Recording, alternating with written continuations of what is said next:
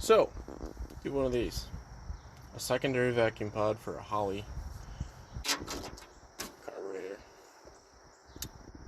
And you want to start changing your springs. That plate is usually hidden underneath your carb. You need one of these. It's a Holley quick change secondary spring kit. Now we don't have to keep taking the vacuum pod all the way off. And how do you get the vacuum pod off? Mine's already off. You can see those little holes right there. And normally they'd be covered up by the choke. If you remove this screw, that screw there, you can pull it out and you can drop it down.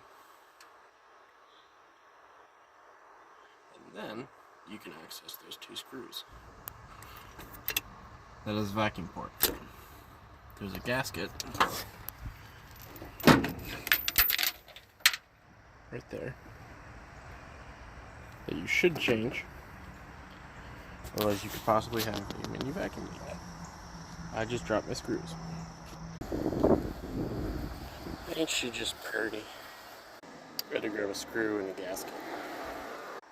Now, I'm going to remove the top of the vacuum pod. Now, take that off. There's your spring. You don't need the top.